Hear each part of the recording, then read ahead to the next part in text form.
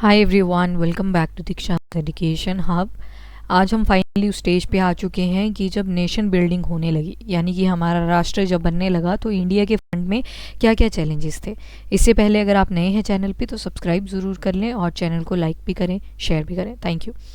चलिए जी, सबसे पहले तो integration of the princely state. तो अगर आपने पिछले लेक्चर देखे थे तो मैंने आपको बता दिया है ये सारा का सारा सिनारियो कि 552 प्रिंसली स्टेट्स थी, प्रोविंसेस थे, जिसमें से 549 तो इजीली बन गए थे हमारे पास। पर दिक्कत किसने क्रिएट करी थी? तीन लोगों ने। कौन कौन? एक तो यहाँ पे आगे थे निज़ाम ऑफ हैदराबाद, दूसरा था यहाँ पे जूनागढ़ का राजा, और तीसरा था यहाँ पे कश्मीर वाले हिस्से में निज़ाम ऑफ हैदराबाद, यानी कि हैदराबाद वाला एरिया जो था वो हमने ऑपरेशन पोलो के तहत ऐड किया।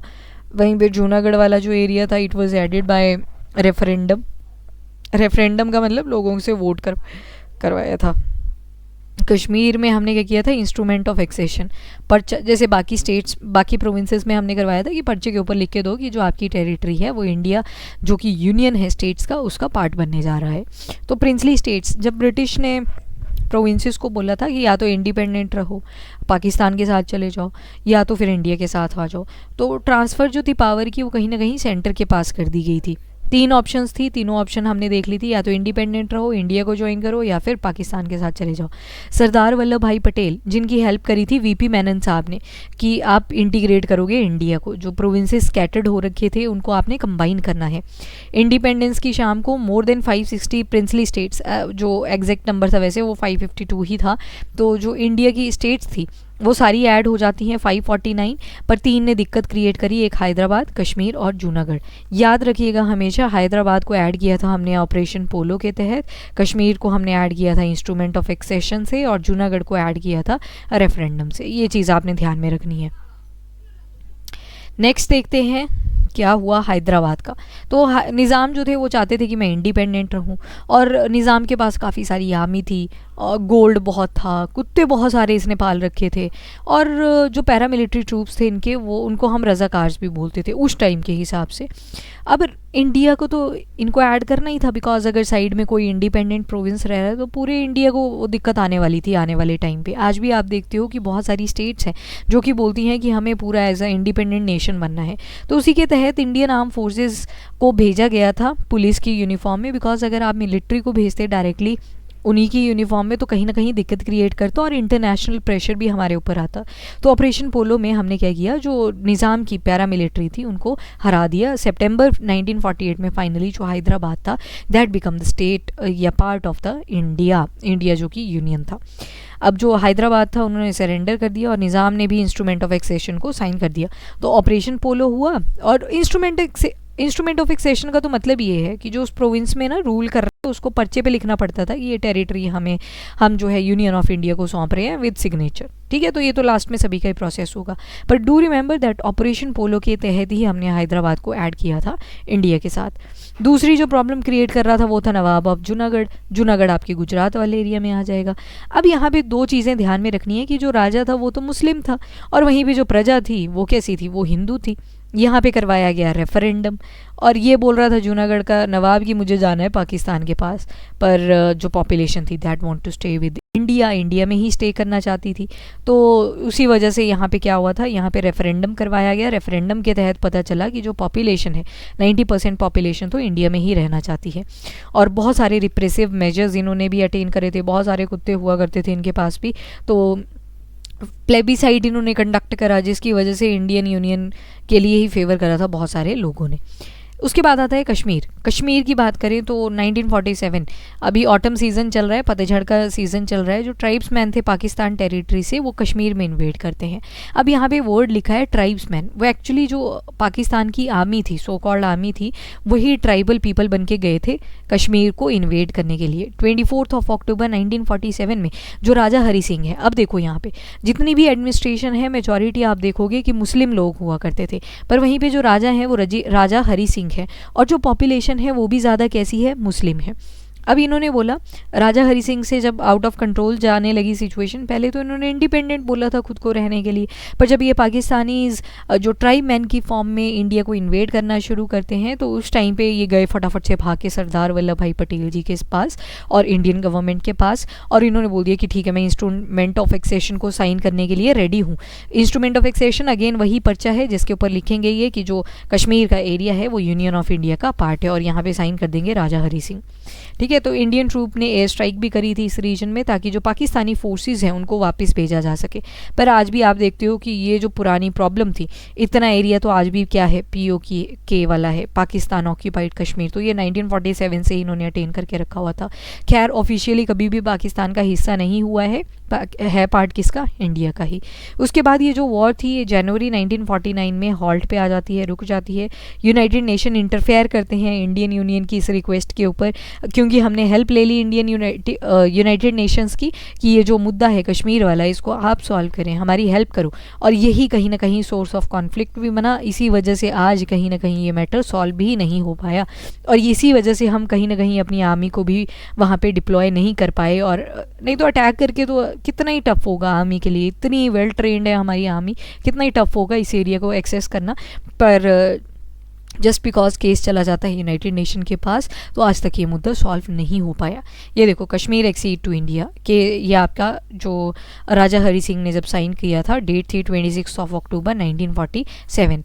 तो ये यूनाइटेड नेशन सिक्योरिटी काउंसिल ने डॉक्टर फ्रैंक ग्राहम को भेजा और साथ में सर ओवेन डिक्सन को भेजा कि इस कॉन्फ्लिक्ट को सॉल्व करके आओ।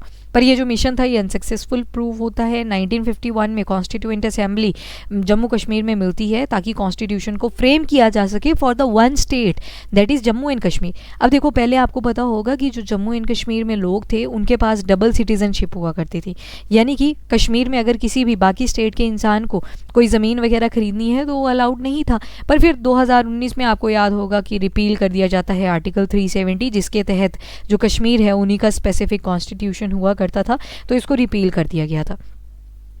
खैर उस टाइम की हम बात कर रहे हैं जब वो JNK के लिए सेपरेट कॉन्स्टिट्यूशन बना था। अब जो एक्सेशन है of the state to India, इसको रेटिफाई कर दिया गया कॉन्स्टिट्यूएंट असेंबली के द्वारा भी 1954 में, और जो जम्मू एंड कश्मीर था उसको एक इंटीग्रल पार्ट बना दिया गया इंडियन डोमिनियन का इन नवंबर 1956। 1954 में अब ये तो कश्मीर का पूरा ऊपर रिजॉल्व हो जाता है। अब आपको पता होगा कि जो एक छोटी सी हमारी स्टेट है that is named as Goa, अगर मैं बात करूं 2025 जब मैं इस वीडियो को रिकॉर्ड कर रही हूं, तो लीबिया जी को, जो लीबिया हैं, इनको पद्म श्री अवार्ड भी मिल चुका है बिकॉज इन्होंने बहुत ज़्यादा हेल्प करी थी लिबरेशन ऑफ गोवा के लिए। लिबरेशन ऑफ गोवा कब लिबरेट हुआ था पोर्टुगीज़ के रूल से, तो 1961 में। कौन सा ऑपरेशन था, तो ऑपरेशन का नाम था विजय।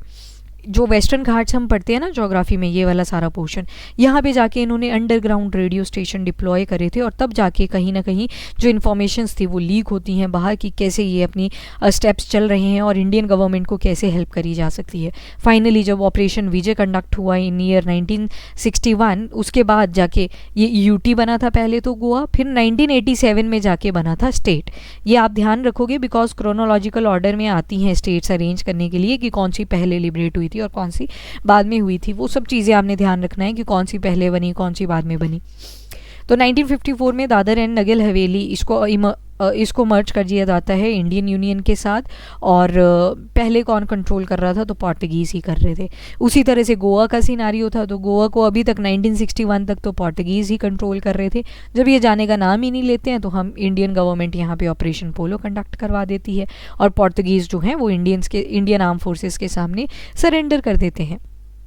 अब काम चल चुका था रीऑर्गेनाइजेशन ऑफ स्टेट्स का। अब again this part is also from the polity section, वहाँ पे भी आएगा, वहाँ पे भी हम दोबारा से पढ़ेंगे बिकॉज जब इंडिया यूनियन वर्ड हम समझेंगे तो वहाँ पे रीऑर्गेनाइजेशन हमें पढ़नी ही पड़ेंगी। अब यहाँ पे क्या हुआ कि बहुत सारी स्टेट्स, अब देखो जो प्रोविंसेस थे उनसे तो हम स्टेट्स बना चुके थे, पहले 14 स्टेट्स बनी, फिर उसी तरह से इंक्रीज़ करती गई। अब जो दिक्कत 14 स्टेट्स थी लिंग्विस्टिक बेसिस पे बनने वाली थी, लैंग्वेज के बेसिस पे।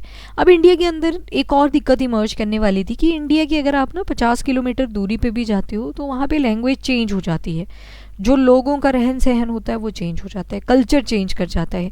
तो इसी वजह से अब जो प्रॉब्लम इमर्ज हुई वो करती है आंध्र प्रदेश के सदर्न वाले पार्ट पे, यहाँ पे आ गई सेपरेशन की, सॉरी, द फॉर्मेशन की डिमांड। फॉर्मेशन क्या करनी थी कि हमारी जो लैंग्वेज है, अब देखो ये महाराष्ट्र वगैरह गुजरात के साथ ही मर्ज था पहले, जो डोमिनेंस थी कहीं ना कहीं महाराष्ट्र और गुजरात की ज़्यादा देखने को मिलती थी। आंध्र प्रदेश वालों का कंसर्न था कि हम तो अपनी लैंग्वेज में आगे अपने पॉइंट ऑफ व्यू रख ही नहीं पा रहे हैं, हमें तो मराठी वालों को बताना पड़ता है कि ये हमारी प्रॉब्लम है, ABCD जो भी प्रॉब्लम है। सॉरी, मैंने महाराष्ट्र और गुजरात बोल दिया, मद्रास वाले पार्ट में।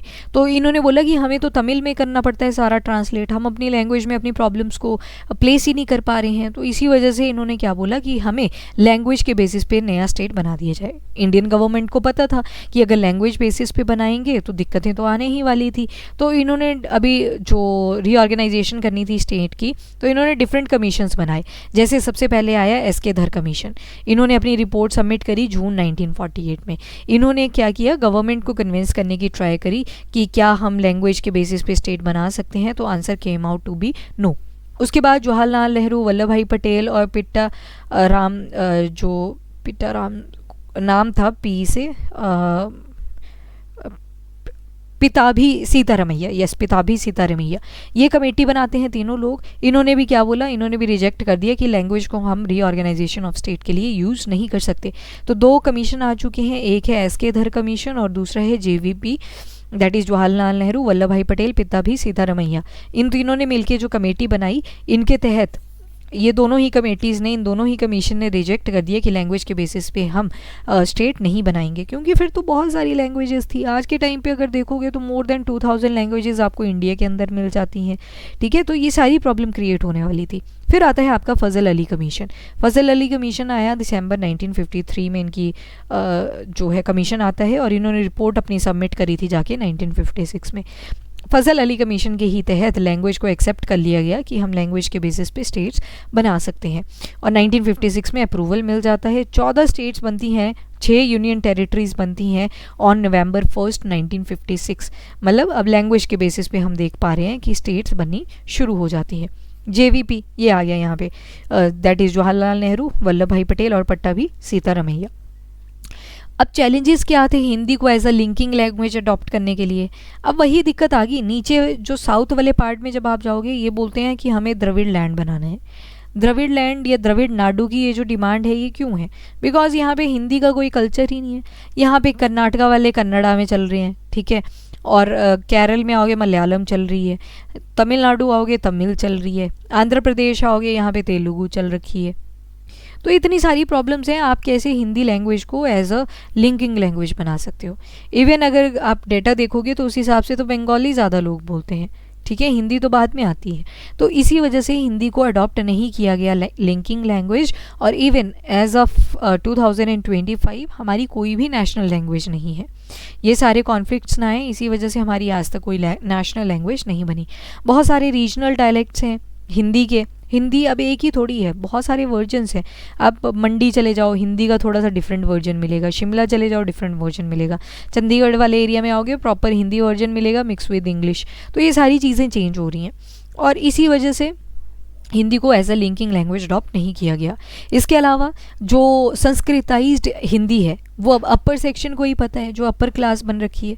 अब जब भी क्लास का हम कॉन्सेप्ट देखते हैं तो यहाँ पे एक अपर क्लास होती है, एक लोअर क्लास होती है, और ये होता है on the basis of economy. तो जिनको पहले अच्छे पैसे उनके पास हुआ करते थे उन्होंने तो ये लैंग्वेज सीख ली थी, पर जो उनसे नीचे का तबका था उनको इन्होंने सिखाई नहीं थी। तो अगेन हिंदी को हम एज अ लिंकिंग लैंग्वेज नहीं बना सकते थे। हिंदी जो थी वो सबसे ज़्यादा जो कन्फाइंड थी वो नॉर्थ वाले पोर्शन में आपको मिलेगी, साउथ में तो इसका ट्रेंड ही नहीं मिलेगा। साउथ में आप देखोगे द्रविडियन लैंग्वेज है जिनका हिस्टोरिकल कॉन्टीन्यूटी रहा है मोर देन 2000 ईयर्स, तो आप फिर कैसे इसको बना सकते हो? इवन इसी से मुझे याद आ रही हैं क्लासिकल लैंग्वेजेस। क्लासिकल लैंग्वेजेस हमारी अब हो चुकी हैं टोटल 11। अब सबसे पहली जो क्लासिकल लैंग्वेज थी वो भी तमिल थी। साहित्य नाटक अकेडमी ने जिस लैंग्वेज को सबसे पहले क्लासिकल लैंग्वेज बोला था वो तमिल थी।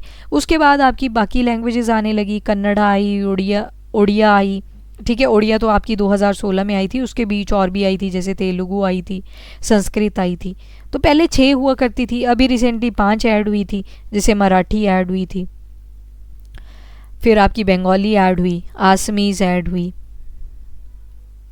पाली ऐड हुई, प्राकृत ऐड हुई। तो इस तरह से आपकी 11 लैंग्वेजेस क्लासिकल लैंग्वेजेस में ऐड हो जाती हैं।